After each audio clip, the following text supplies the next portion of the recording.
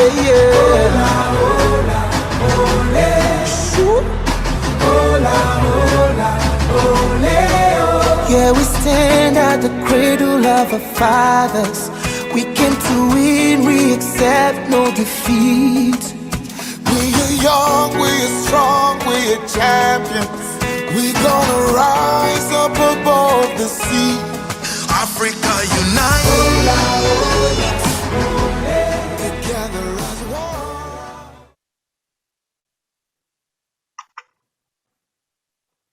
So our strategic objectives as an organization are: one, to provide access to information, platforms, and opportunities that enable career development of young people.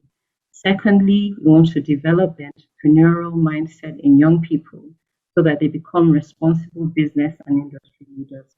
And finally, we want to empower primary and secondary caregivers, that's you and I, to adequately support their wards in their career decision-making process. And you may ask why I do this. I like to introduce myself as Funmi Olaore, the Nigerian by divine design. And the reason I had to I have to remind myself of this every time is that there was a time in my life where I despised being a Nigerian, and all I wanted to do was go back to Europe. As at the time, as a teenager, when I did have the opportunity to go back to Europe, I thought my life would be settled.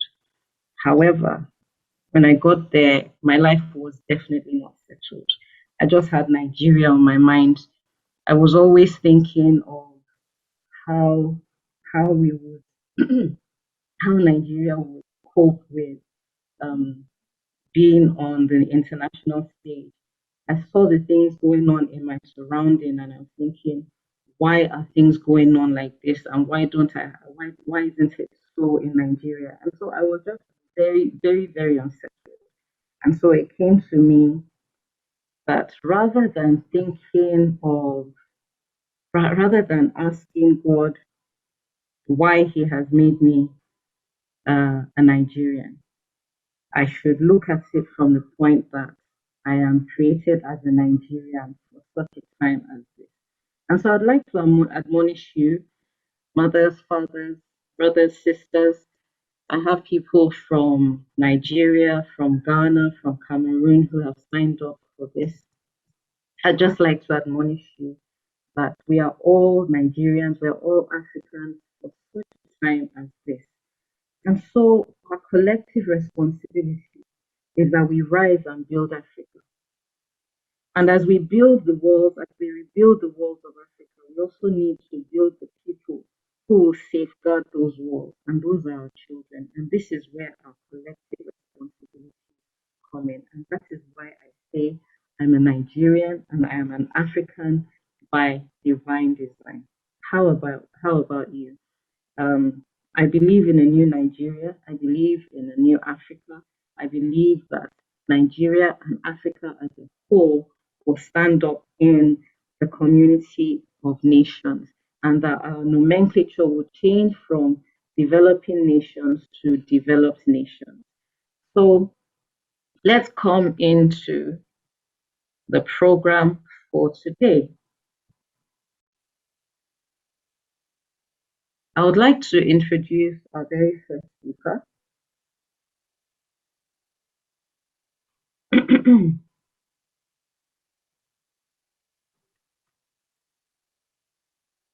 Our first speaker for today is Olamide Sawyerr. She's a certified personnel manager with the Chartered Institute of Personnel Management Nigeria with over 10 years experience. She joined Lufthansa Germany Airlines, Lagos, Nigeria in 2011 as a finance specialist. After distinguishing herself for a couple of years in Lagos, Nigeria, she was seconded to Malabo, Equatorial Guinea in 2014 and appointed the head of finance, business services, and human resources in that country. In 2016, she was transferred back to Lagos, Nigeria, and was promoted to be Human Resources and Administration Manager, covering Nigeria and Equatorial Guinea. Mrs. Sawyerr, over the years, has managed and led successfully various organizational projects. She's currently working on retaining talents within the Lufthansa Group. She's very passionate about change management, people development, and volunteering.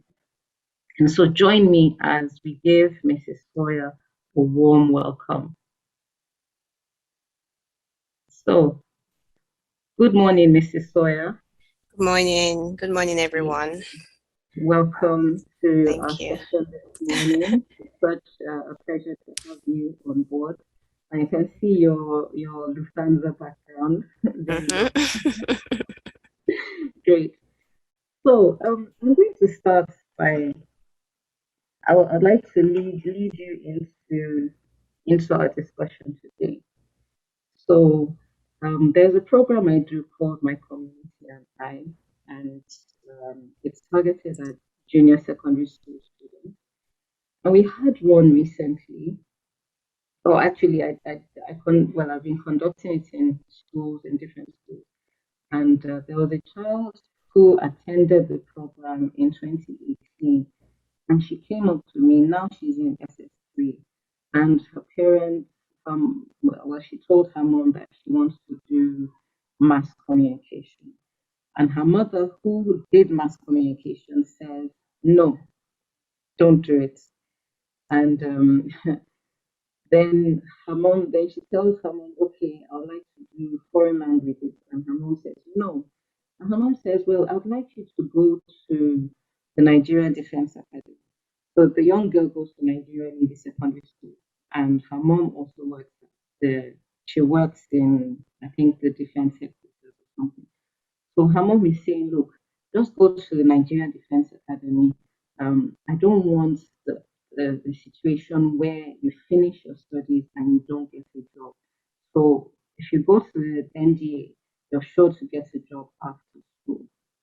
And you'll find that a lot of parents are afraid. They're afraid of the future. They're afraid of how their children are going to, as in they're just concerned.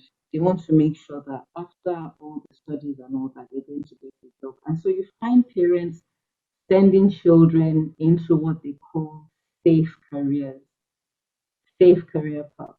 Is there any such thing as a safe career path?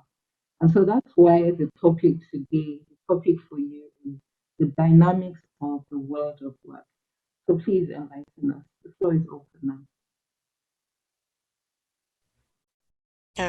Good morning, everyone. And I would like to thank you for the opportunity to speak in this round.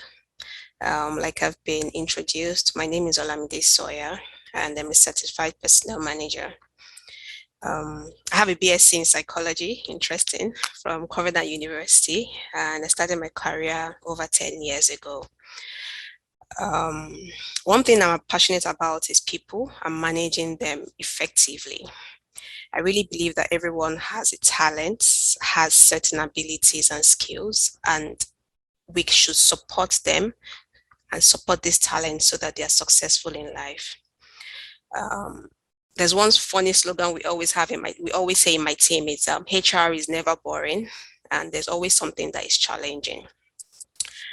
So from what Funmi was saying, like you find so many, like a human resources professional, you find so many young graduates who do not really exactly enjoy or have passion for the career that they find themselves in, because they are taking courses in school or are studying certain courses because it has been imposed on them by their parents or certain people around them. But then once you find yourself in careers and professions which you do not align with, you don't seem to prosper, or I don't want to use the word prosper, but then you find yourself unhappy in such wrong career path. Research has shown that children and even professionals are more likely to succeed in school and in life when there is an alignment with their profession and their career. When you find yourself like selecting your career in similarity with your interest, then you see that people are more successful. I would like to start with the example of Chimamanda I'm sure we all know her, the popular, renowned Nigerian writer and novelist Chimamanda Adichie. Her father was a professor of statistics. Her mother was the first female registrar in Nigeria. She started with studying medicine in the University of Nigeria for a year and a half. And at the age of 19, she decided to leave Nigeria to go and study communications in a school in Philadelphia in the United States. She then had a master's degree in Johns Hopkins University. And in 2018, she received a master's degree from the Yale University in African Studies. She has been, sorry, someone was, there's a distraction. She has been recognized by the American embassies and many, like Harvard University and many recognized bodies because of her talent. So you can imagine if she didn't go ahead and fulfill or pursue her career, the career that she was interested in, we probably would have never heard of her and she would have been frustrated studying, practicing pharmacy or something like that. I would have never had the opportunity to read her great books like Americana and Purple Hibiscus, which is used in literatures today. I hope everyone is following. So as parents and teachers, we all have a huge role to play in the lives of kids. Teachers are role models to children because they spend more time with these children, and then in them they can observe their strengths and weaknesses, and then you can see what this child is good at, and we know their strengths and their weaknesses, and we could support them. Children are, we call them leaders of tomorrow. So teachers and parents are supporting them and supporting to help raise these future leaders of tomorrow. I always believe that a biology teacher is not just a biology teacher, but also has an impact in the life of the child. And it's very important that teachers should support children and also encourage them in attaining their goals in life.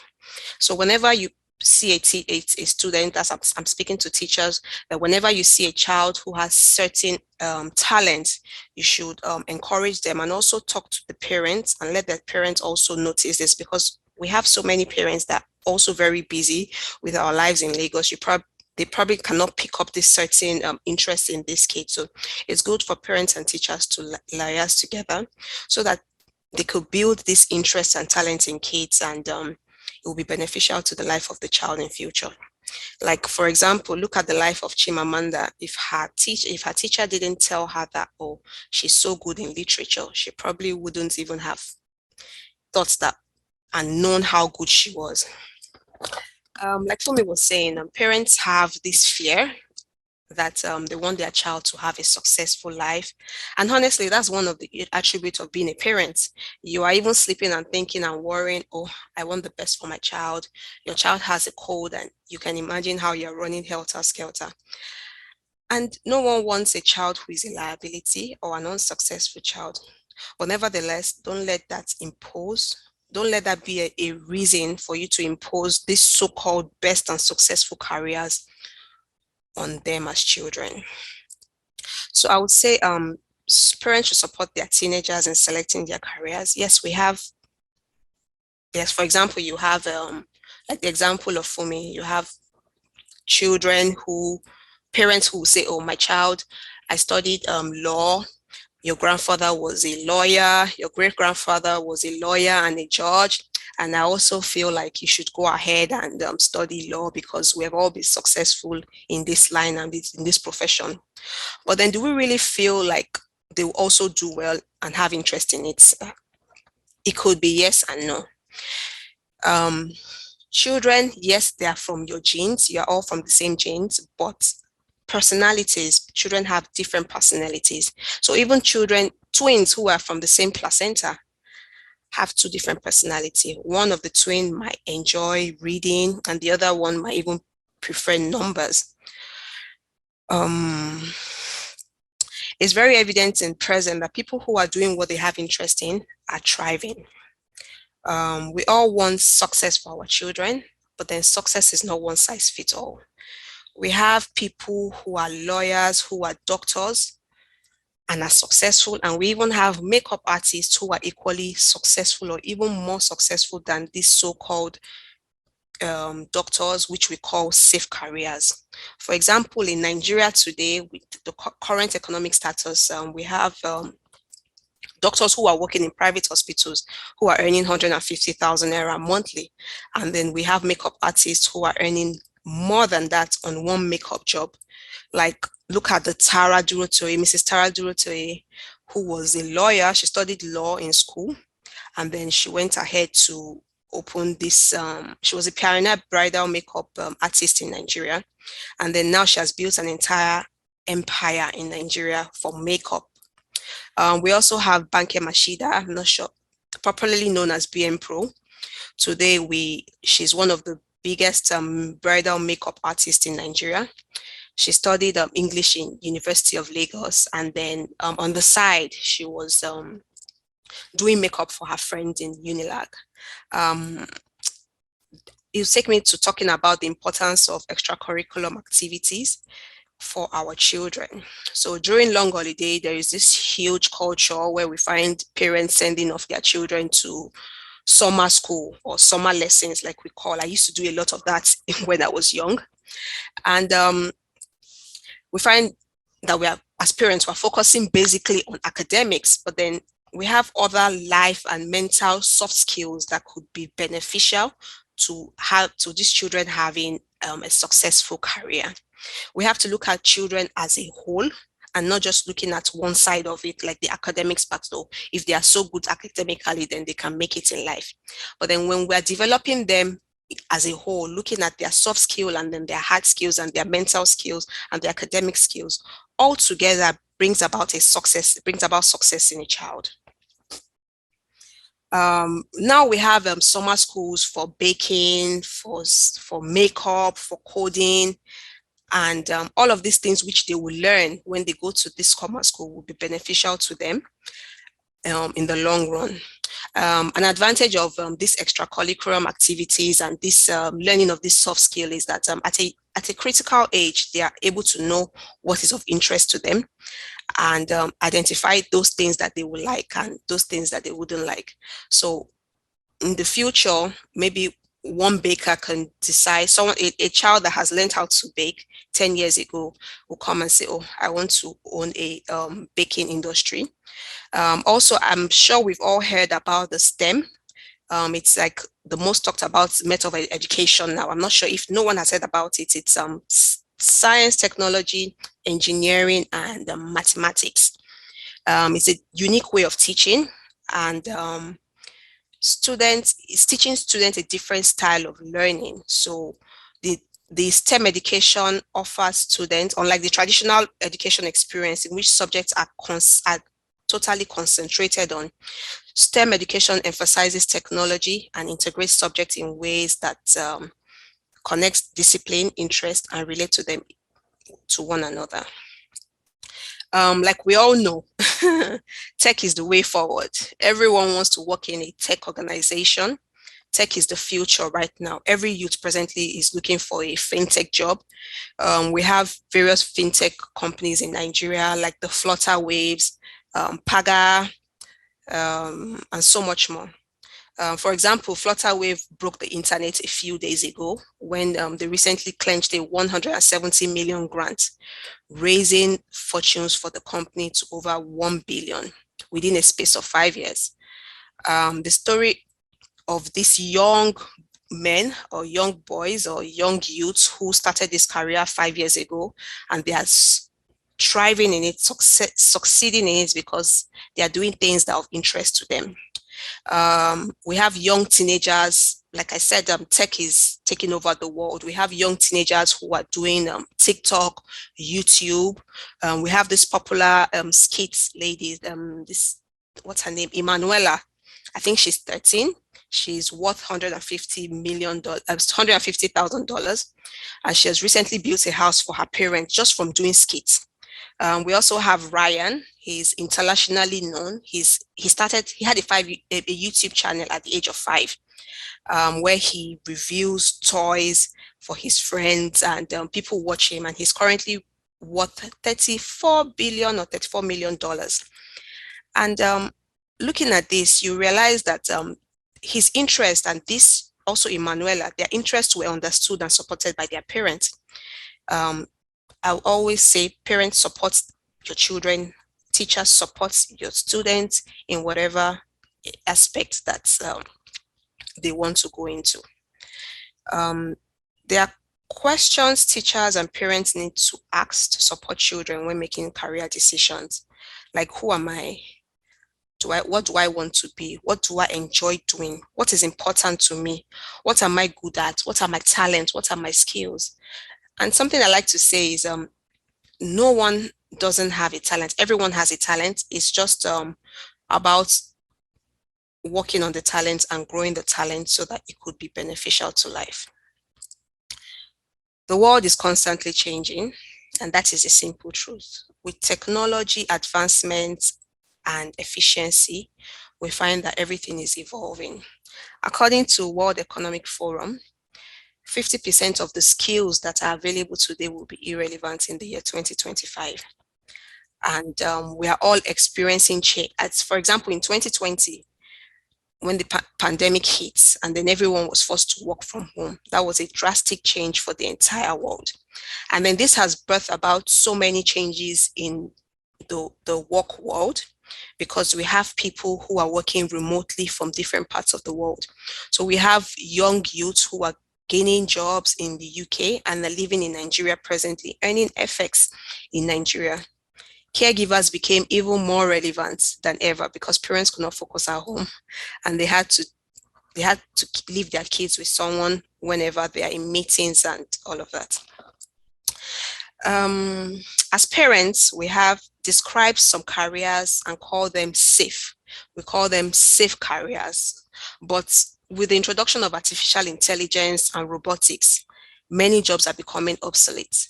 So it's good if we find these children doing things that are interesting to them and not forcing them into these so-called safe careers that might not even be there in 5 years or 10 years. Therefore, these safe careers will no longer be safe.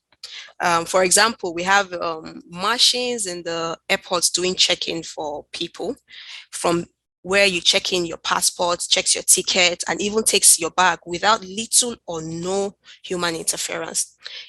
Also, immigrations in some countries, they have computers which the immigrants just put in their passports, and then they are checked in into the country, and everything is done technologically. Also, we have, for example, all these, we have the self-driving cars like the Teslas of today. We have machines that are taking jobs of bankers in the present world. So tech experts are currently working overtime every day, trying to find a way where robots and artificial intelligence can manage and take over as many jobs as possible. Lastly,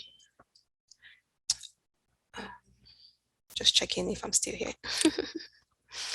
Okay. Lastly, one's career doesn't have to be linear to be successful. So as humans, we're allowed to make mistakes. We're allowed to have a squiggly career. We're allowed to start doing something today and then find yourself doing something. So for example, I started off in finance. I studied psychology, started off in finance, moved on to human resources. So as parents and teachers, we have to support our children. It's very easy for me to say, let them make mistakes. But then from the mistakes that we make, we learn from it. No knowledge is ever lost. So your role as parents will be to guide them through this and be there for them and pick them up whenever they make these mistakes. Like I said, your career doesn't have to be linear. You don't have to climb through the ladder one by one. So we have, for example, in today's world, we have Bugbemi Fregene, who is a chef today. He started off studying international relations in Covenant University, and then he went on to culinary school. I also have a friend who I always laugh at. She studied mass communication in school because her mom said, oh, she talks a lot, so she will be successful as a newscaster. She went ahead to Babcock University and studied mass communication. And then after that, she started looking for a job and became very frustrated. And she decided to go into makeup. She sold clothes. She went into baking at a point. And but then now, where is she? She's working with the NHS in UK as a social worker. So you can see from her life that she has tested life from different aspects. And today, a few weeks back, was her son's birthday. She's baking a cake for him at home because she learned all these skills, soft skills, which are becoming beneficial to her in life. So as parents and teachers, we have huge roles to play in the life of the kids. As parents, you need to study your child, understand their talents, understand and have interest in what they are doing. Be there for them. It's hard for me to say, allow them make mistakes, but then be there with them, support them, let them make these mistakes and hold their hands when they're making such delicate decisions.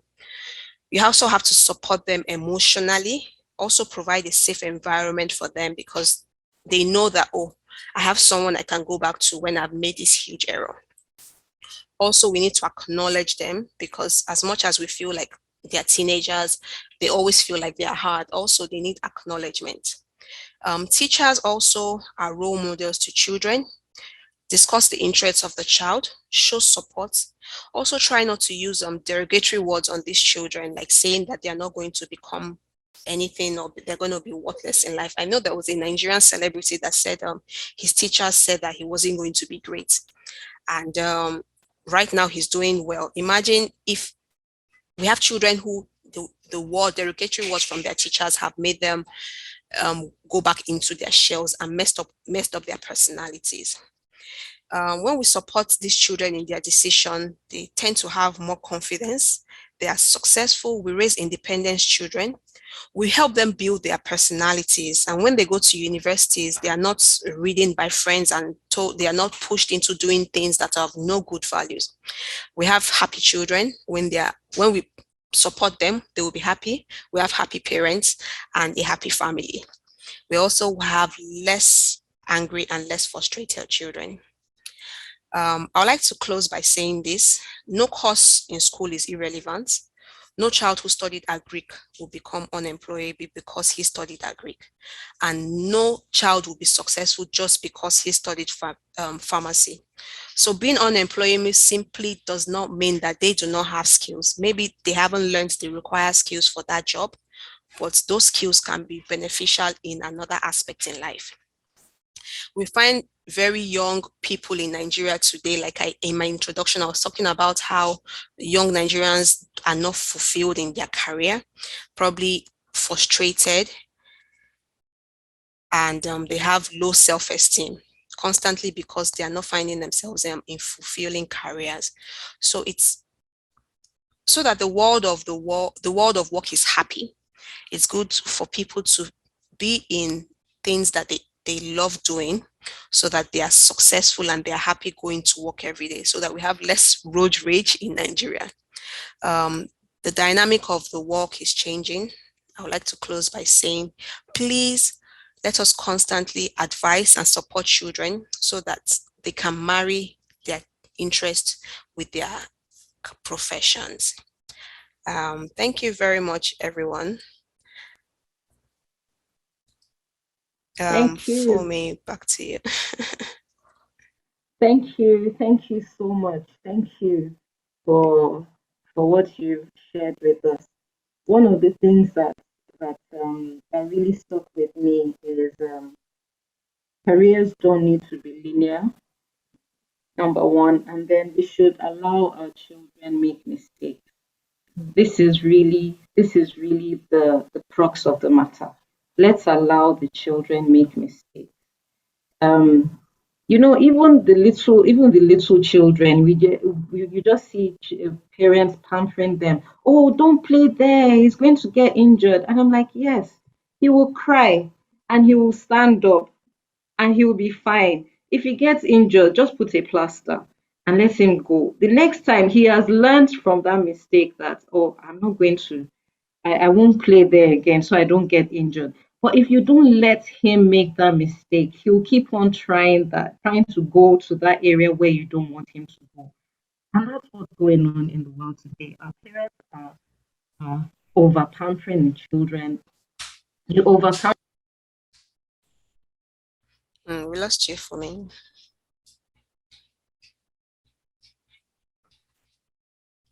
Your device.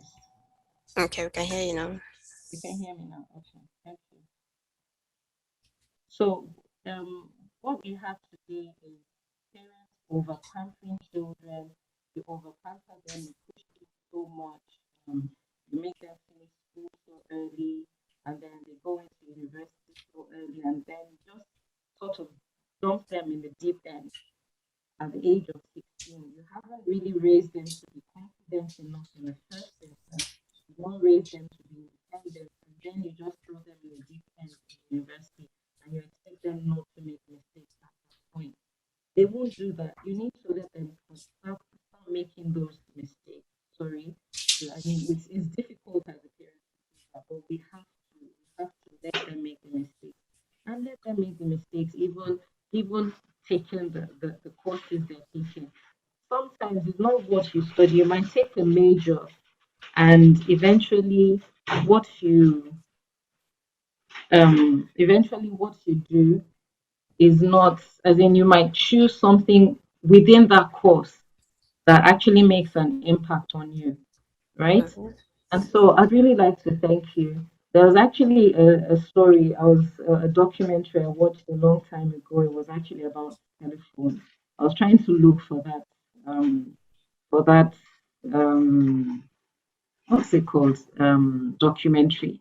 And it was that at the advent of telephones, when at first we used to, now we pick up the call and we call people, we just dial the number. But at that time, you'd have to call an operator. So Yeah. you dial zero, and then the operator would connect you to the person you want to call, right? So they say, who do you want to call? They connect you. So imagine that time there were lots of phone operators, Yeah. and being a phone operator was the in thing. That was the main job. Imagine so many people training their children. Okay, go be a phone operator. You definitely get a job. Mm-hmm. And then somebody now finds a solution to the problem, and then they're able to connect. Because at that time, when phone operators were working 9 to 5, it means that after 5 o'clock you can't make a phone call. Mm-hmm. So they had to find a solution. And so it then became that you just pick up your call and dial the number you want to reach. And so at that time, thousands of phone operators became irrelevant. And that's a huge lesson. Thousands of people just lost their jobs because somebody was able to find it. So the idea right now is, as parents, we're raising our children for problems that don't even exist yet. Mm-hmm. The problems don't exist yet, but they're going to come.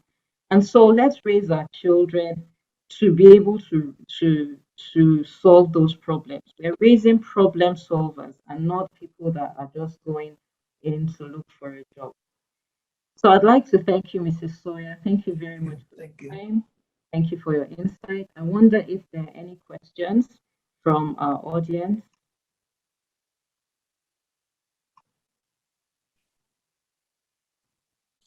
No. Okay, at the moment there's no. I think Mr. Dapo has a question. Okay, no, it's okay. Okay. Okay. Okay, he's okay. Thank you so much for having me. Okay.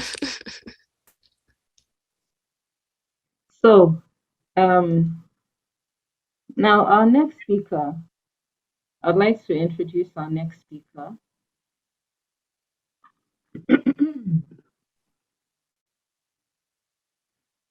Our next speaker is Dr. Dapo Adeniyi. He is the pastor and founder of Word of Faith Prophetic Church, faith-based organization spanning for several years with registered presence in Lagos, Nigeria, South Africa, and in England. Dapo earned a doctoral of psychology degree in human and organizational psychology from a prestigious Touro University, California, USA, and graduated summa cum laude.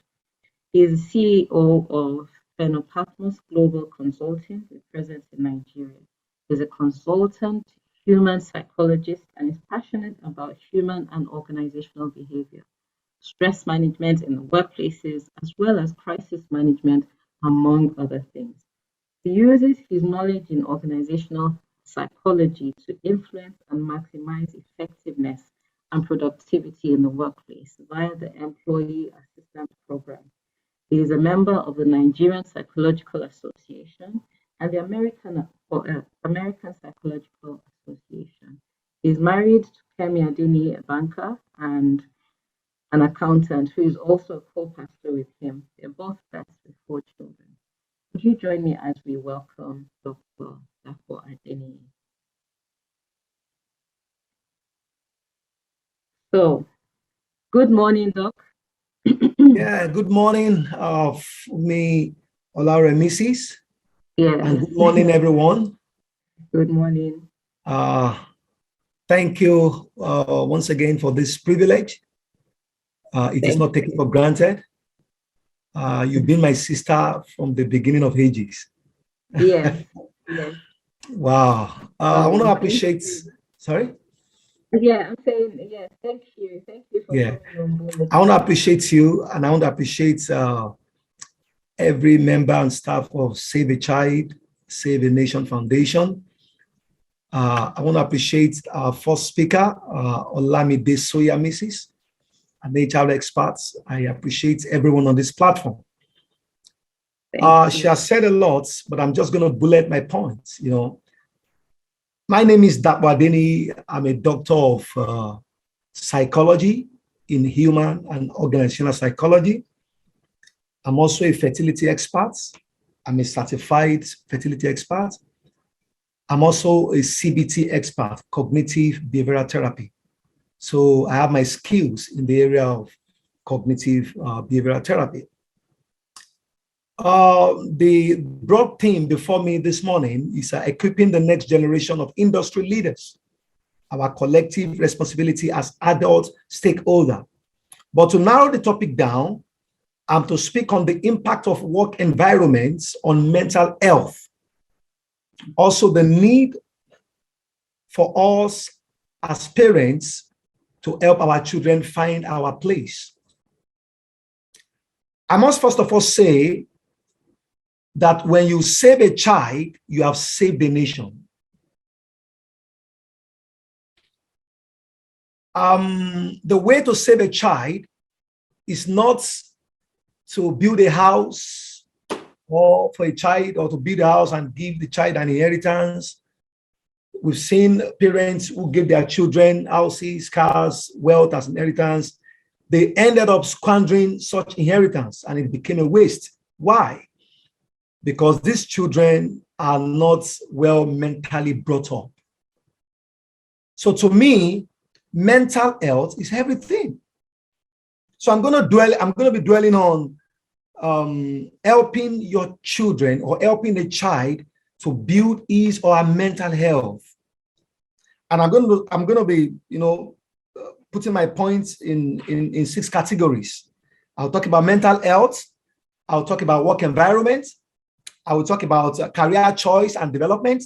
I will talk about helping our children to find their place in the work settings. And I'm going to talk about job types and intelligence. I want us to know that human beings, he or she, human beings, a man is a spirit that has a soul and lives in the body. A man is a soul, is a spirit that has a soul and lives in the body. When a man dies, I mean the he and the she man, when a man dies, the body goes back to the soul. The spirit goes back to God. Then the soul, the real man, the real you is your soul. The picture of people I'm looking at right now is not the real you. It's just your container. The real you is your soul, and the soul is the mind realm. So your mind, you are your mind. As a man thinketh, so is he. So in raising a child that will be a future leader, we have to be conscious and deliberate to build their mental capacity, mental fortitude, build up their minds. It's very important. When their minds are well built, then you are building a nation, you are building a workplace. You build their behavior. My role as a psychologist is to 1, observe behavior, 2, describe behavior, 3, explain behavior, 4, predict behavior, 5, control behavior, 6, improve behavior. Why am I saying all this? When you are bringing up a child, or you are preparing the next generation of leaders, you are preparing them for the workforce in the future. You are preparing them for leadership in the future. Then you must understand the aspect of building their minds, improving their minds, transforming their minds so that they can transform the nation. If their minds are not transformed, their workplace cannot be transformed. If their minds are not transformed, the nation as a whole cannot be transformed, because they are the one who develop and grow into the future leader to become president, captains of industries. So I'm focusing on building up a child's mind. Building up. And what do I mean by mental health? Now, mental health is your level of psychological well-being. It's a state of someone functioning in a satisfactory level, emotional and adjustment, behavioral adjustment. Your mental health, there's a saying, there's a slogan that says, there is no health without a mental health. There is no sane society without people that are well mentally built up. It's very important. You have to give your children, you have to be a coach to your child. In building up children, in preparing them for the work environment, it's a collaborative work between their parents and their teachers. Because as a parent, you are the first teacher, you are the first mentor, you are the first coach. You are the first person your child grew up to know.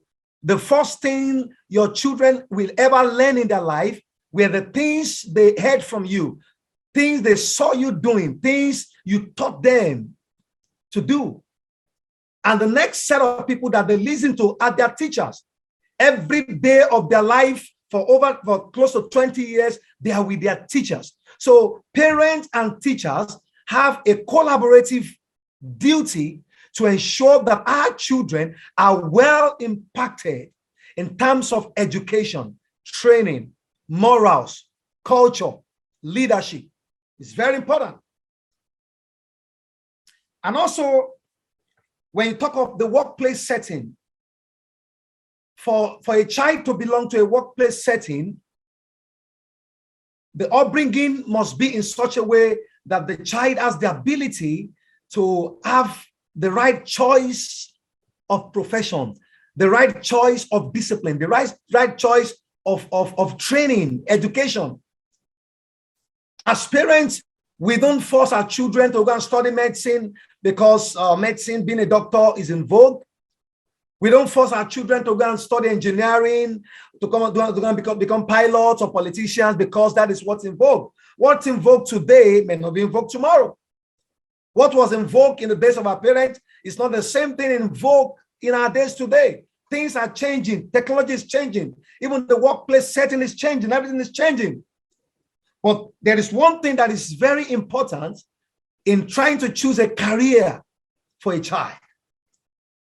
In fact, you can't even choose a career for a child. You can only build a child from the start. You can build a child from the beginning. And as the child begins to grow, the child begins to be aware, self-awareness, will be aware of himself, know who you are. As the child discovers his personality type, discovers his trait, discovers his strengths and limitation, this becomes the choice of career is formed in him. The choice of career, areas of interest, areas of competence, will form within him.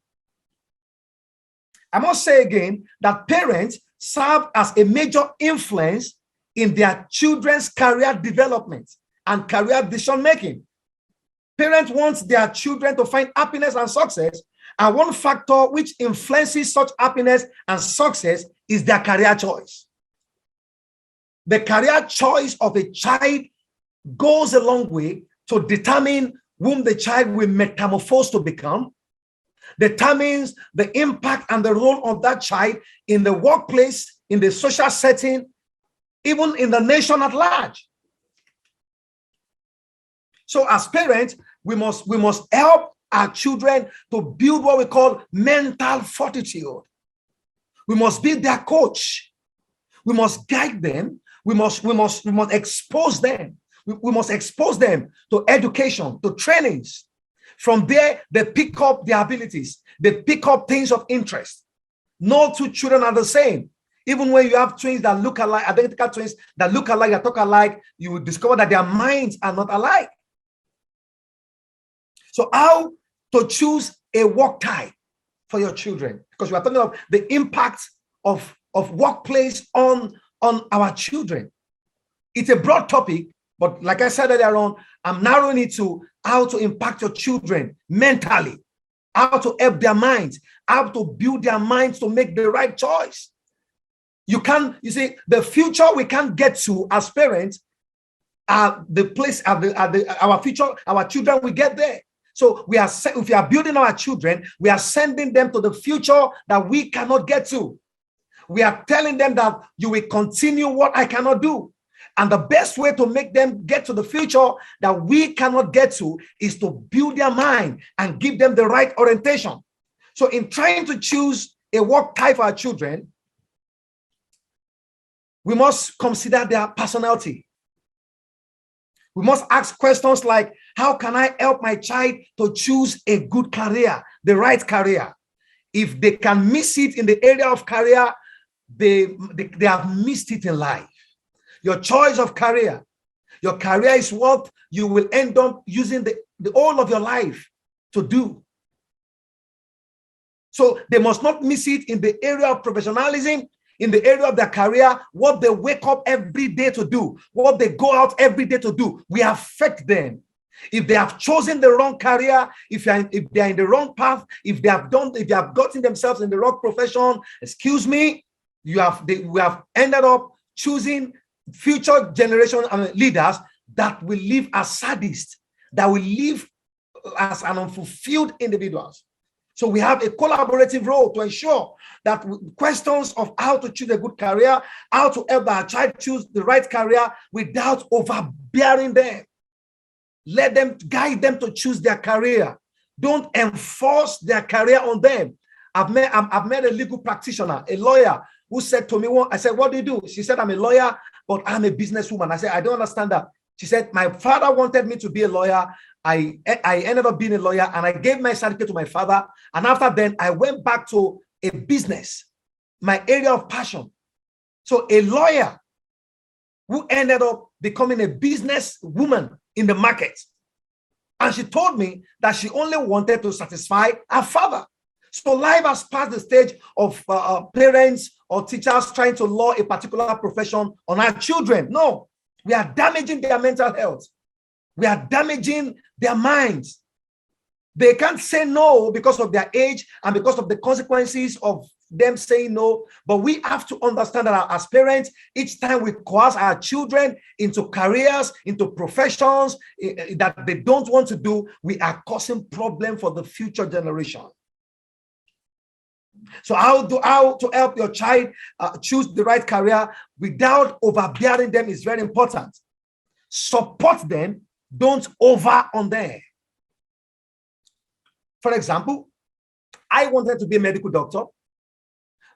You know, my first JAMB examination, I didn't meet up to the cutoff mark, but I did well, but I didn't meet up to the cutoff mark. So I wanted to write a JAMB the second time. In between the time I got the JAMB form and the time I submitted my form, my father told me about geology. I said, what is geology? I was talking about medicine. You are telling me about geology. What is geology? Oh, you work in Chevron, you work in an oil company. At the end of the day, Between the time I got a new jam form and the time I submitted, I changed my mind from becoming a medical doctor to becoming a geologist. And I ended up never working as a geologist in my life. And I found myself back again, even in the medical profession, my area of interest. Don't over decisions over your children. Only support them and guide them. Speak the language, don't speak for them. Hello? We can't hear you. Can you hear me? Now, yes. No, what's happening there?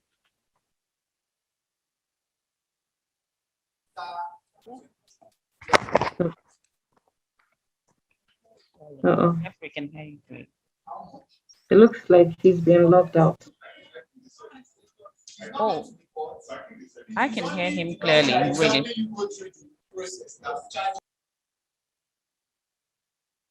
I could hear him too.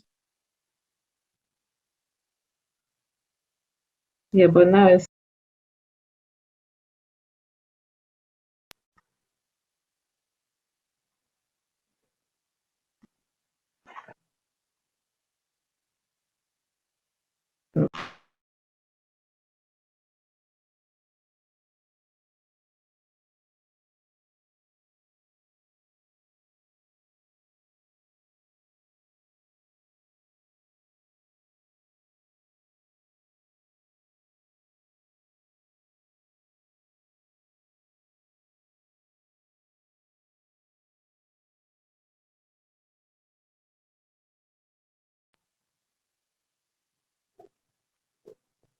okay.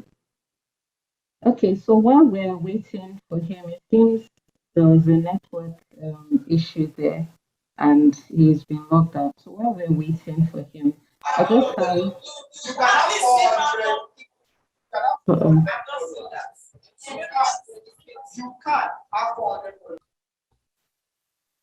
so I'll just send out a poll and let's see what we come up with.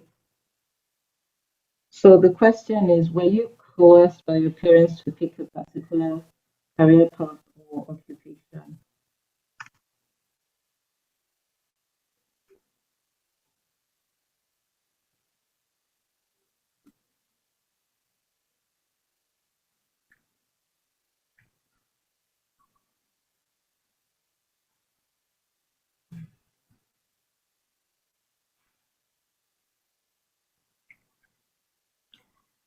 So we're still expecting answers.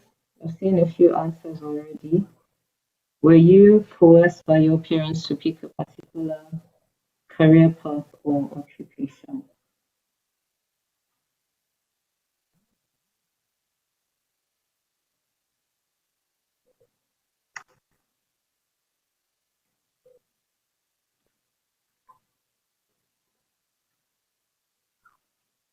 So we have, I'll end the poll now. And the results as of now, we have 7 people responded. 14% said they were coerced, so just one person, and 6 people said they were not coerced by their parents. So we'd like to thank our parents who didn't force us into, into a particular career. And so our speaker is back online now. Yes, we can see you now. Oh, sorry, I don't know what actually went wrong there. Sorry about that. No problem. So, and I was saying, you don't lord a career over children. Each time you lord a career over your child, you think you are doing them a favor. You are not. Something has been damaged. The mental health, the mental ability has been damaged. You are lording over them. So the mental health of a child is very important to me. For you to build a nation, you must build a set of children, a set of words, children that have good mental health, solid, fortified mental health. I was saying, you speak the language of a child, you don't speak for them. You identify their strength, you don't identify their careers. You push their passion, you don't push the passion you want. I told you about a lawyer that graduated, went to the law school, gave a certificate to her dad, and ended up being a businesswoman in the market, all because she felt she was coerced to study law. As such, if that scenario was not realigned back, then you have damaged a child that was supposed to impact a nation. And each time you damage the mental faculty of a child that is meant to impact the nation, you have actually damaged the nation. So as parents, you can help your child figure out what makes them tick. You are their mentor, you are their coach. You must help them to find their areas of passion. You are likely to succeed well in an area you are passionate about. I follow my passion. Your passion is stronger than any other thing. There is a place of certificate. There is a place of your area of interest. There is a place of your passion. There is a place of your talents. You must understand these things. That you're an engineer doesn't mean you will succeed. And that doesn't mean you won't succeed. That you studied fine art in school doesn't make you a lesser person than somebody who is a pilot or who is a surgeon. So we must help our children to foster their natural talents. We must challenge them to discover themselves.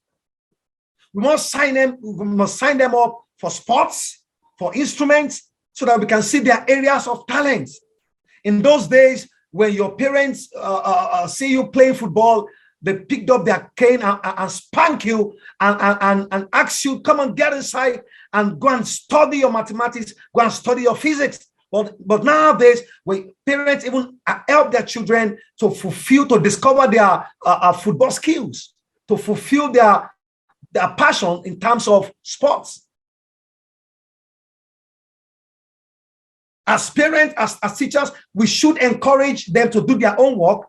We support them with their own work. We have to be close to them. This is when we are able to understand the makeup of our children. And we must keep the conversation going. We must be able to help them to identify their skills, their interests.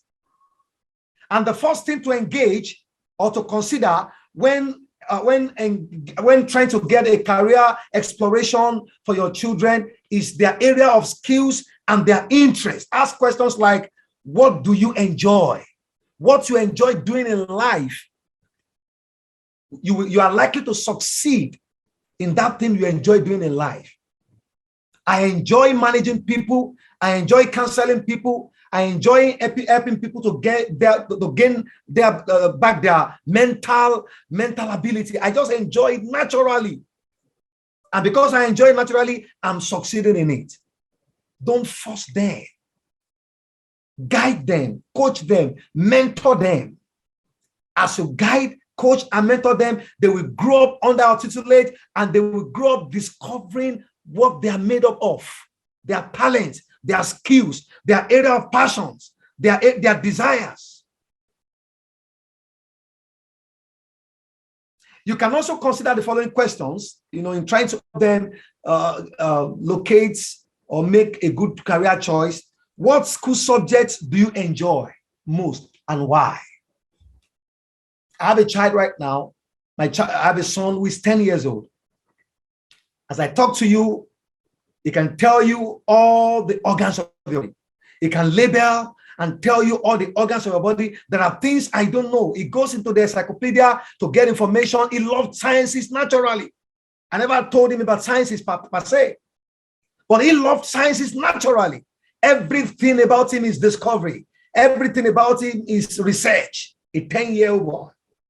Then as such, I've seen him growing to see his area of passion as a scientist, to see his area of passion. You understand? So you can begin to say, okay, this guy, maybe he will like biology, he will like medicine, he will like sciences and things like that. Not that I will tell him, no, don't do that. I have a daughter who doesn't even like that science area.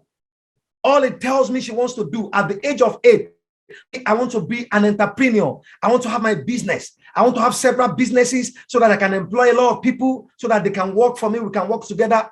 As I talk to you at age 8, she has started doing beats, and I even buy a beat just to encourage her. And one day she told me, Daddy, let's have a small shop so that I shall be selling beats and make money. I said, why do you need money? She said, so that she can give me money, I can pay her school fees. I said, don't worry, God will provide your school fees. There's no problem about that. But what am I saying? That is our area of passion. I asked her one day, don't you want to study medicine? Say, oh, no, I don't like that. I don't like that. I don't want to be a doctor. I want to be a company owner at age 8. She already formed. She's formed already. She has interest, passion in selling things, entrepreneur. So that is how to build a nation. That is how to build the next generation of leaders. Leaders who are doing what they are passionate about, and they are passionate about what they are doing.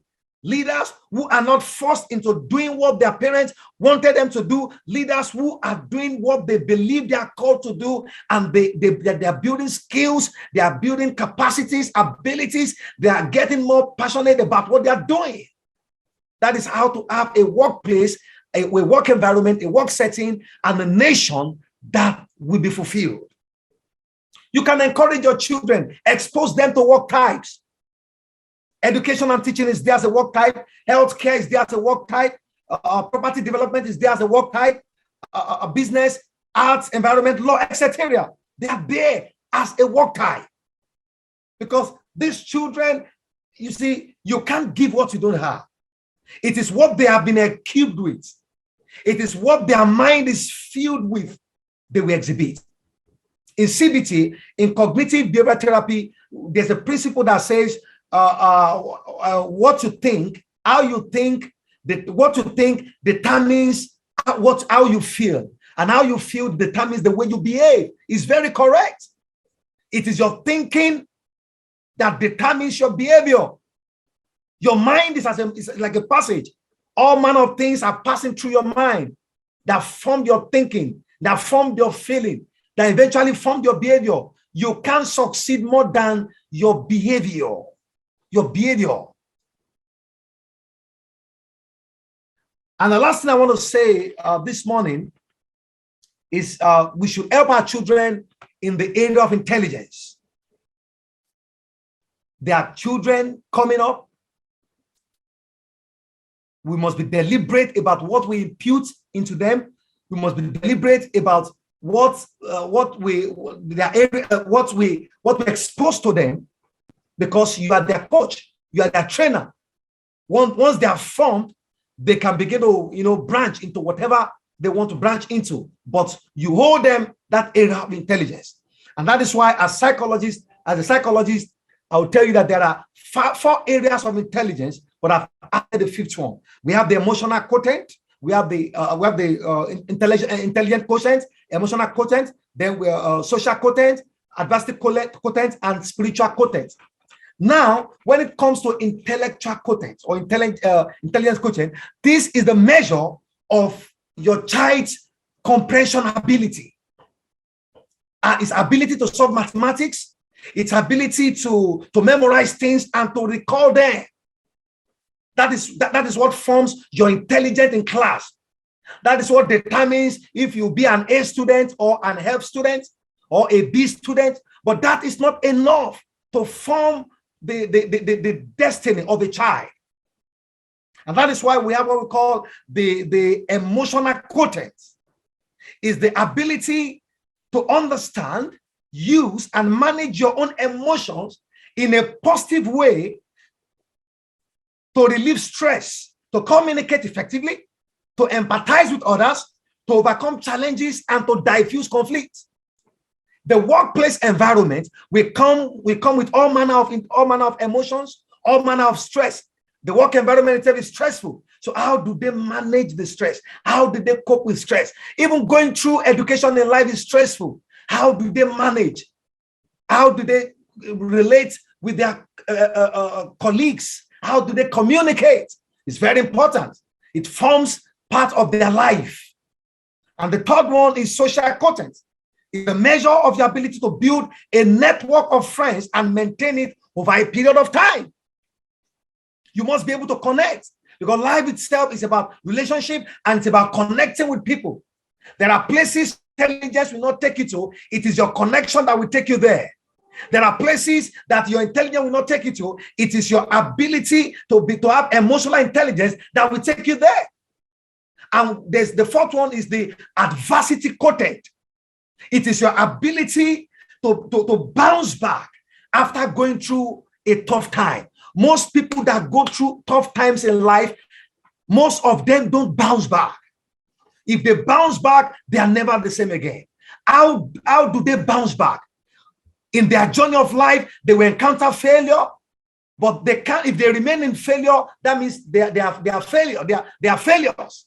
But their ability to bounce back in life matters a lot. For example, most children who were expelled from school in their 300 level or in their final year never ended up going back to a good career again. They became dropouts and they became non-ethical. So they must bounce back. Children make mistakes along the way. But how do I bounce back? If you have not trained your child that life is not about rising alone. Life is about rising and falling. Life is not just about right things. It's the combination of the right and the wrong things. Because when they find themselves in the wrong things, how will they bounce back? So we must train our children, coach them. Teachers and parents have the collaborative duty to let them know that adversity quotient is very important. Everyone you see at the top, everyone who is maintained at the top, who have the capacity to be at the top and maintain the top, has the capacity to has that skill or intelligence called the adversity intelligence.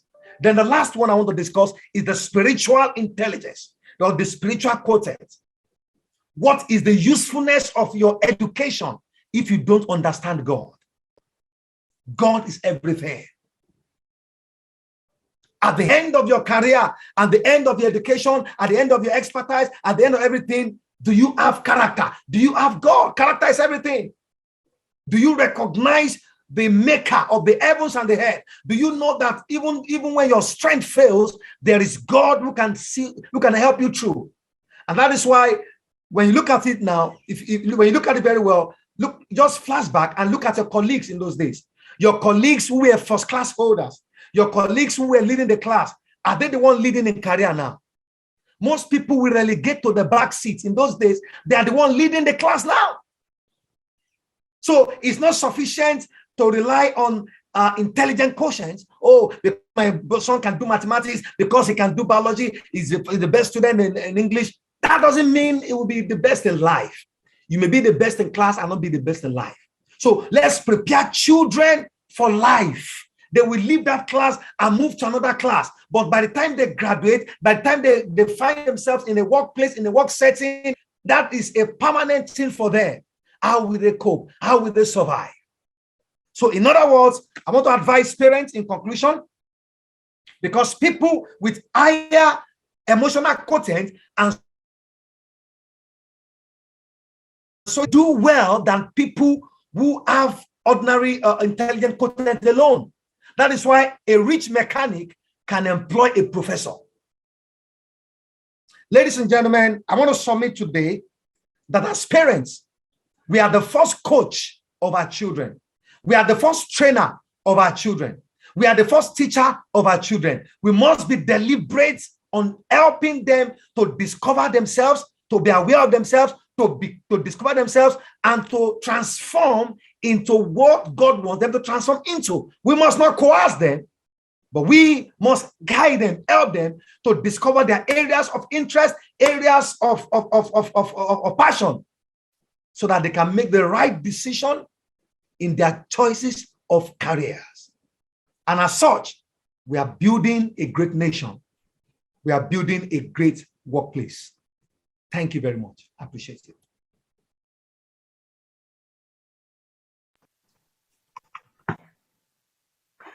Thank you. Thank you so much, Doc. Thank you very, very much for that wonderful, enlightening message.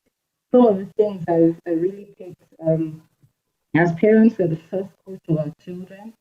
Let's identify their strengths and not their careers.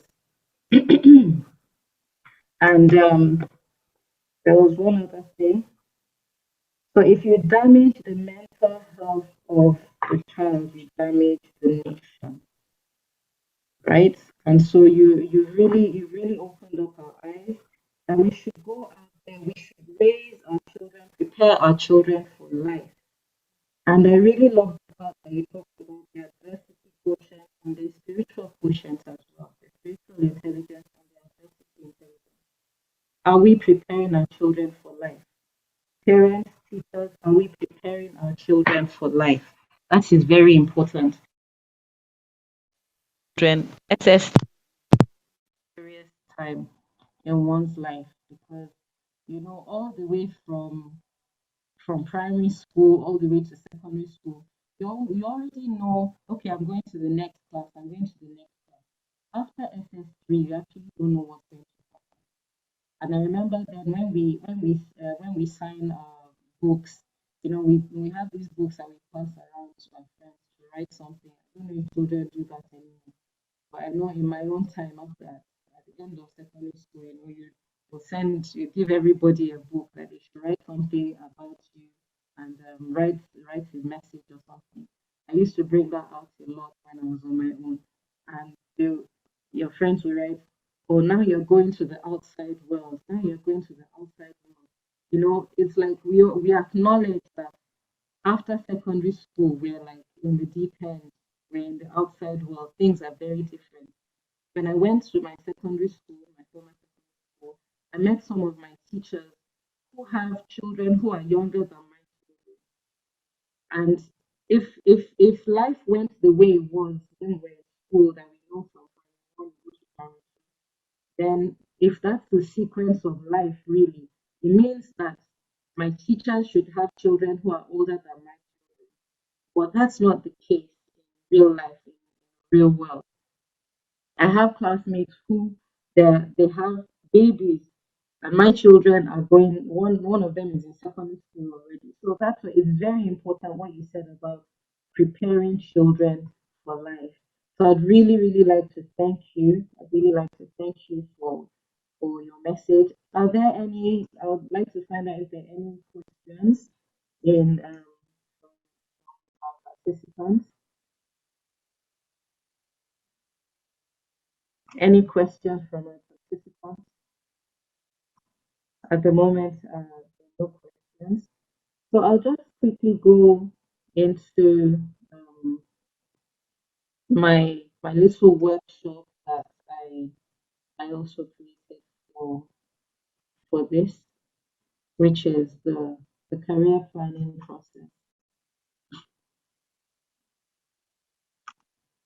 Just a mini workshop because at the end of the day, it's good to say parents don't choose for your children, but what do we do? How do we go about it? So the aim really is just to give us practical tools on how to guide our children in their career decision making process. And I'd like to lay the premise on the parable of the talents. Like the doctor just said, the need for spiritual intelligence. At the end of the day, with all your certificates and all that, you also need to know that God is our final destination. God is our destiny. God is our destination. And so everything we do, if there's no character, if there's no acknowledgement of the supreme being, what are we doing all the things we're doing for? And so in the parable of the talents, if you don't know the story, I'll just summarize. The master was going on a long journey, and he gave three of his servants. He gave each of them some talents. So one he gave five, another he gave two, and one he gave one talent. Now the one he gave 5 talents to multiplied his talents, and he had 10. The second one who he gave two multiplied his talents, and he had four. And then the last one who he gave 1 talent, he hid it. My question to you now is, as a parent, are you helping your child hide their talent, or are you going to help them multiply their talent? In hiding your talent is that you're despising whatever they have, right? You're despising whatever little they have. You're despising it. And that little one that you despise will be taken by somebody else. It will be given to somebody else. But as parents, as teachers, our duty really is to help them multiply their talent. And so I'd like to ask, and I would love for our participants to answer in the chat box. Please, what is work?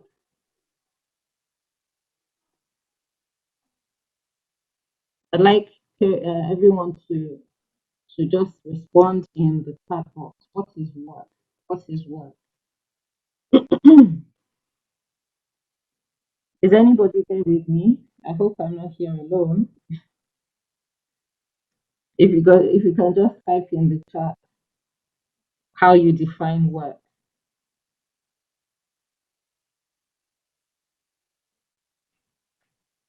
Okay, I feel like I'm alone here. I'm not hearing from anybody. Hello, is everyone there?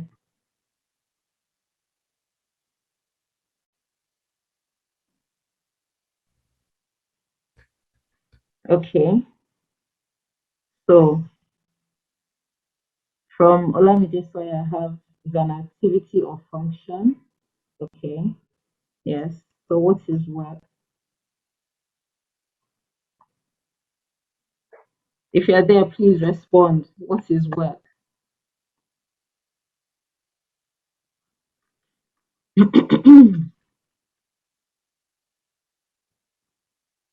Okay, so I only got one response. An activity or function. Okay. Another says an occupation. Okay. Work is also a means of livelihood.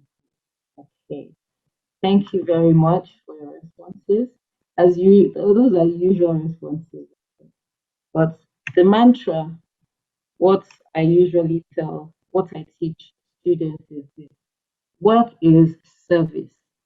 It is what we do to produce something of value to ourselves and to others. So in everything we do, whether you're working at home, whether you're working in the workplace, every single thing we do is service. As a mother, as a parent, I serve my home. As the market woman, she is serving me by selling the products that I need to meet. So I don't have to go all the way to the farm to get my produce. The market woman has brought it closer to me. The hairdresser makes me look good. The doctor takes care of me. We're all through the services we provide or the products that we sell. Work is service to humanity in everything we do. We're producing something of value to ourselves and to others. And then what is a career? So I don't want to take so much of your time. The way what I teach children is this: that my career is an expression of who I am in service to my community, whereby my community could be as small as my home and as big as the entire world. So whatever you're doing has a ripple effect wherever you are through the services that you are providing to people. Everything we do, what goes around comes around. We're providing a service to someone in the different communities that we belong to.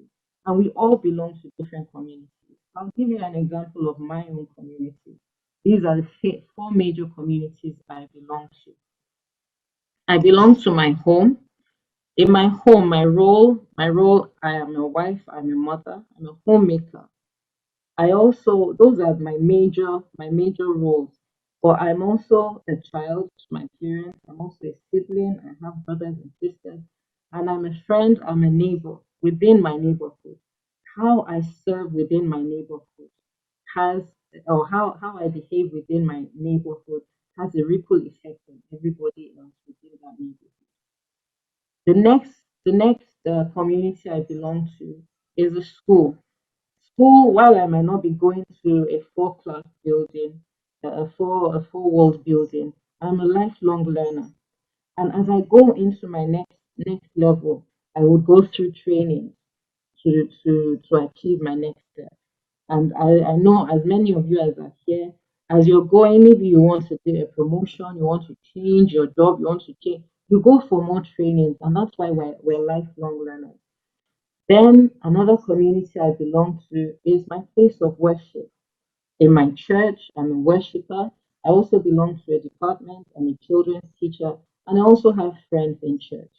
And then in my work community, I have the privilege of serving as the executive director of Save a Child, Save a Nation Foundation, and I'm also an agripreneur.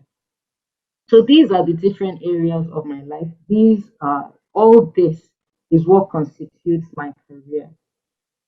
People normally talk about work-life balance. However, if you look at your career holistically, then your life would be more balanced if you are able to take all these different areas into cognizance. If you recognize these different areas where you're playing major roles, then you'll be able to balance out how you live your life. And your life will be balanced. So you wouldn't be talking so much about work-life balance. Your work is a part of your life. And so for our children, when we're talking about our children may not be working right now, but they're transiting, they're growing, they're developing, their career development has already started. And they're transiting through education and training to become workers. And that's the whole point of this. We're equipping them to become industry leaders. And so the career planning process goes this way. It's a very simple process, but it is a process all the same. And the first thing that we ask, we've heard Mrs. Sawyerr say that, and we have heard Dr. Adeniyi say that as well. Self-exploration. Who am I? In everything we do, most of us, our parents here, were all married. Before you got married to your spouse, you would ask yourself, who am I and who is this person I want to marry? Are we compatible?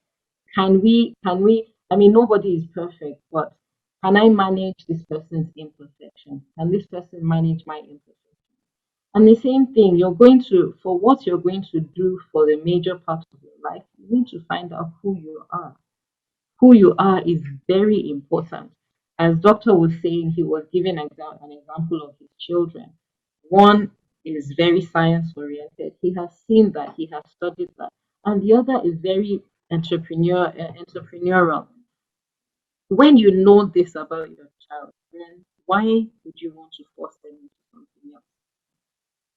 Career exploration is the next part. At the end of the day, when we sum it up, every occupation that exists today existed out of the need to solve a problem within society. You heard me talk about the um, the documentary of the telephone operators. Somebody was looking how were the phones created in the first instance. We wanted to solve the problem of communication. And over the years, it has developed and evolved to what we have today. And now we're even in a Zoom class. And I can have people from all over the world. I have one of my friends here online. She's in here from Germany. I have people that are outside of Lagos, and all of us are here on this call. All this came as a result of people wanting to solve the problem of communication. And so every occupation, there are problems, as I said, there are problems that have not shown up yet, which our children are going to rise to solve. Are we preparing them for that time? So the question always is, what problem is not what job do I want to do? No, what problem do I want to solve? We're raising our children to be problem solvers, the industry leaders of tomorrow, those who are going to safeguard the walls of Africa when we rise and grow. And then the next question in the career planning process is, how do I develop the skills that I need to solve the problem that I want to solve? How do I develop capacity? How do I go from this level to the next level? This is, I'm sure most of you still do that now. When you see, oh, I want to develop my capacity to the next level, then you go for one different training or the other. So while you're at this time, you're saying, okay, how do I develop this skill? So you start looking for where you'll get the training. After that, number 4 is then you now make an action plan. So let's say you see a training, you might not be able to take up that training immediately. It might be maybe due to your work schedule or your finances. You now need to put down an action plan. Okay, I'd like to study this, but I don't have the money yet. I'll be able to study if I'm able to save up some money for this year. I'll be able to start this in January. These are action plans and the way we try to implement so that we can reach our goal. And this is the main structure of the career planning process. I want to go a bit deeper into who I am. And I remember Mrs. Sawyerr and Dr. Adeniyi have talked extensively about this. Our interests, our values, our skills, these are the things, these are the building blocks of who I am. The interest, a feeling or emotion that causes attention to focus on an object, an event, or a process. Like Doctor was saying, his son is always he can talk about the human body. He can write everything about the human body. He has a deep interest in that, and he's so focused on that. Even if he does not become a medical doctor, there are other areas as well. I learned about anatomy, physiology, medical rehabilitation, therapy.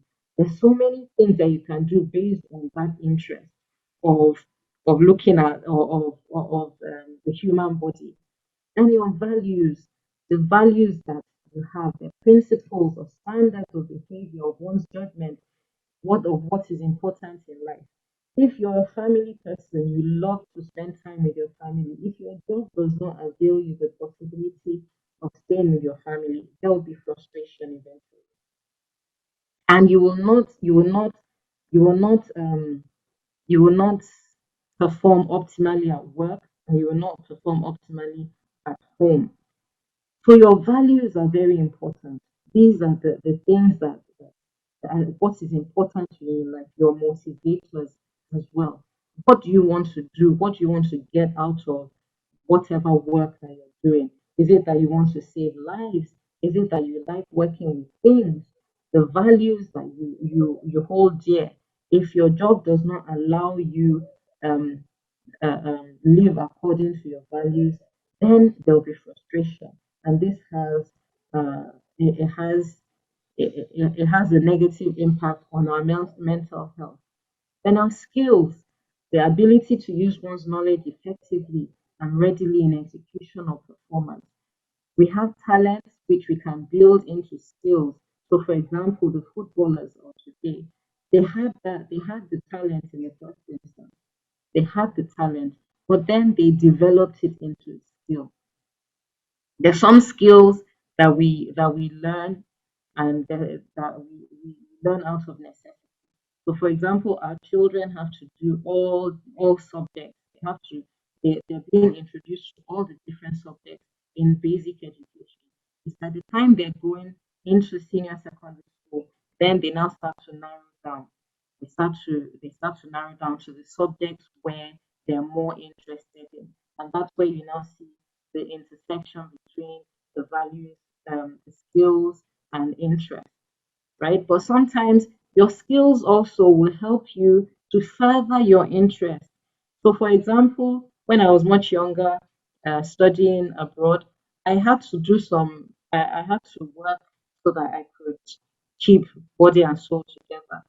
I learned cleaning from my house chores. And so, getting abroad, there was a time I had a job cleaning somebody's house. I'll go to her house twice a week. I'll clean. I had no problem with that. That was not my main job, but I was using it to further because I was studying at that time. So I was using it to further. I was using my skill to further my interest and my value.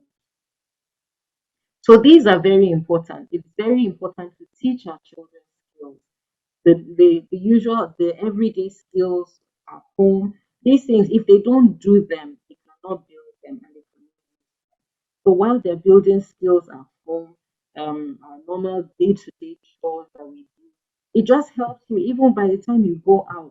There's sometimes people lose out because they're not ready to get their hands dirty. But if from home you have raised them to be able to get their hands dirty, they can go anywhere and do whatever needs to be done at the time that it needs to be done. Our skills are very important. Skills building, very, very important. And so where we understand you or your child, where you understand your personality type, where there is, according to development and career development theory, and in real life, what happens is that where there is um, an intersection between your personality and work environment, in the case of our children, it will be in the subjects that they learn. Subjects that they learn, those are that is what constitutes their work environment. So a child who you already see is artistic in nature and you say, I want my child to do sciences, you're already creating, you're already setting up your child for failure. And you're already, like the doctor was saying, when you damage them mentally, you're damaging the nation. We don't want to damage our children. And what I can say to teachers at this point as well, how you bring how you bring these subjects closer to the children matters as well. You need to be able to open up their eyes to see the benefit, to see the real life application of what they're learning in class. Why are they doing mathematics? Mathematics is usually seen as a very hard subject, but is it really hard? If you understand why you're learning a particular topic in mathematics, then it will help you. I find that mathematics is important in every single thing, everything that we do. To the plumber, to the tailor, to the carpenter, to the hairdresser, to the doctor, they all need mathematics. They need a level of mathematics. And so our teachers, I will beg you, how you bring your subject to life in the classroom will also have an effect on how the child receives that what they're learning and how they will apply them. At the end of the day, we want to teach them to be able to apply the knowledge that we learn in the classroom. We want to apply it to real life. And so I'd want us to look at success in a different light. I gleaned this diagram off LinkedIn. From time we all see we have been taught to measure success in terms of salary and job title. But let's shift our focus from the salary and the job title, and let's look at it more holistically: the job title, the salary, the free time, the liking of what they do, the physical health and the mental health. You can see that the mental health plays a much more significant role than the job and the job title and the salary. What their small talent is, do not despise. Do not despise that little thing they have. Instead, help them multiply it. I was watching, unfortunately, I did not take down the name of this lady. I was watching something on TV yesterday, and this woman talked about how she went from selling moi moi. She was doing moi moi until she made moi moi and she served it to Michelle Obama. And now she is on the world stage because she was selling moi moi. If she had despised that moi moi, if she had decided, oh, how can I stoop so low to sell moi moi, where would she be? So the little thing they have today, now she's running her own business. She has gone to university, she has done different things. But that moi moi took her to the world stage. And so remember, are we going to be the parents that will make our children hide their talent? Or are we going to be the ones who would help them multiply their talent, so that at the end of the day, remember our spiritual intelligence. What will our master God, what will he find with us at the end of the day? And so with that, I end my little workshop. I'd just like to um, say what will be coming up next with David Child Evolution in the coming days. As if you remember what I said, our strategic objectives are with this one of this um, conference. It was that we want to empower primary and secondary caregivers, our parents and our teachers, to adequately support their young people to make the right decisions. Now, my career, my future career fair, coming up on the 19th, from 19th to the 21st of April. And what this entails is that we'll have children, we'll have them sign up to our Google Classroom. The registration will open either tonight or first thing tomorrow morning. So you'll be admitted into a Google Classroom. There'll be a career workshop for the children. There'll be some career assessments that they can take. And thereafter, we'll have sessions from the 19th to the 21st. And we'll have professionals from different areas of life. They'll be talking about their careers and they'll be talking about how to access those careers so that it gives them an idea of the different things that they can look at. So rather than looking at what we call safe careers, there's so much other things that they can do. So let them come and learn. I'd also like to invite you as parents and teachers. Parents, it will help you also to see other things that are going on so that you can help your children. When together you sit down to do and implement an action plan, to draw up an action plan with them. You can, when you hear more from the professionals, that will help you. For our teachers, it will give you the opportunity to speak with people in industry and ask them how your subject is relevant to what they're doing. And you can bring this back to the classroom.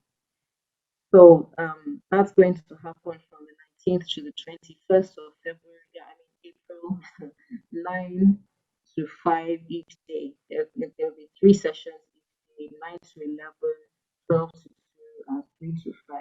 And you have different professionals in each group.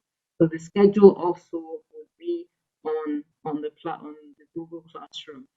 Secondly, in Save a Child, Save a Nation Foundation, as I said, there's a program that I run called My Community and I. This is for JSS 3 students. And it's because, so if you're outside of Nigeria, this is year 9. So if you're at the end of year 9, generally, what I understand from most education systems, at the end of year 9, you're ending basic education, and then you're going into secondary education or high school. And so, my community and I really is to prepare them for life after basic education. So that's at the moment we do physically. We go to schools to do that. It will be open. You can make inquiries on how to how we can come to school to do that. And but going by the end of this year or early 2023, we'd like to take it online as well. And then also our target for the end of the year is that we'll also be running one-on-one career counseling sessions with parents and children. So once we start with that, we'll send out the word.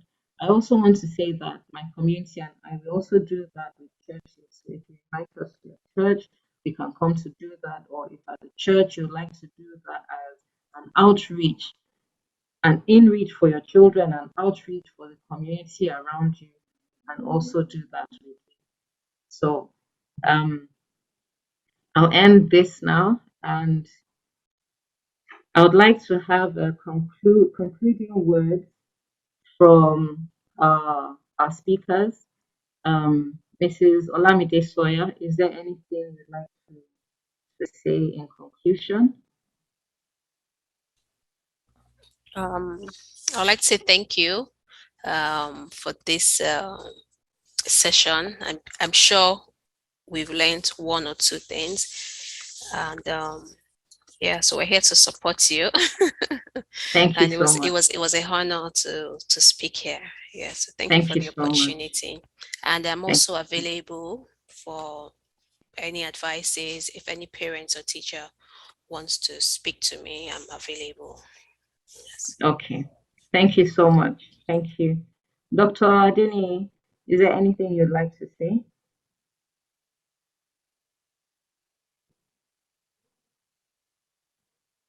Dr. Adeniyi? Seems he's no longer there. So I would like to end the session by saying a very great thank you to our sponsors. Could you put up the flyer? Our sponsors, this program is being supported by Mapubi Foundation and Help Alliance.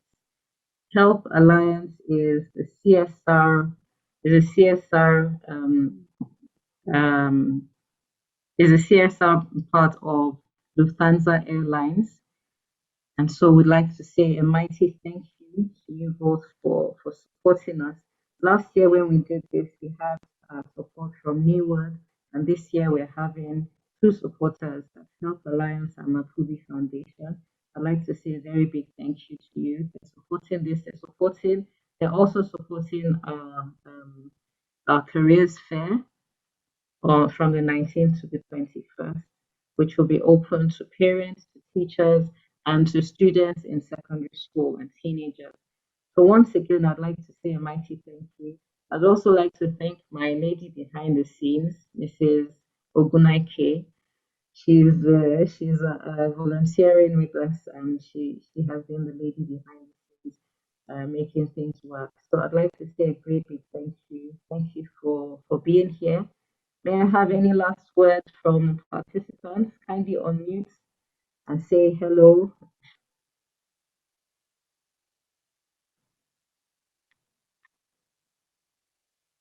Are my participants all still around?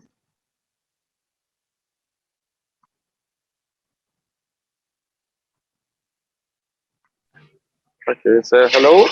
So you hear me? Yes, we can hear you. Yeah. So my name is Ziad. So I'm the general manager for Lufthansa in Nigeria. Okay. To be honest, honestly, I wasn't very involved because I think I was really willing to see exactly what the parents here in Nigeria think. And first of all, I'm really happy that by Help Alliance we are supporting the idea. I think it's a great initiative you are doing. I'm sorry, I'm outside, so maybe you hear some sound from Lagos.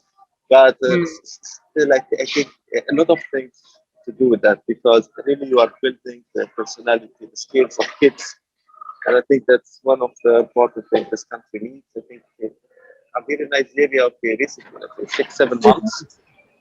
But I have to admit that I'm really impressed by the potential of the country. So I think they are really contributing to support the growth of the kids. I hope we can also do a lot of things together. And of course, Olamide also is our HR manager. She joined you. Probably in the future, other colleagues from other fields can also join to share experience. And if you need any support, of course, or any parents need advice on the aviation industry, they have kids, they like it, they want to know a little bit what they can do, they can reach to us anytime, as I said. So, thank you very much.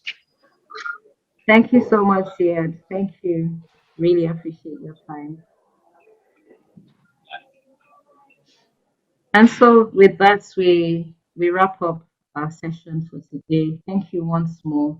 God bless us all, and goodbye.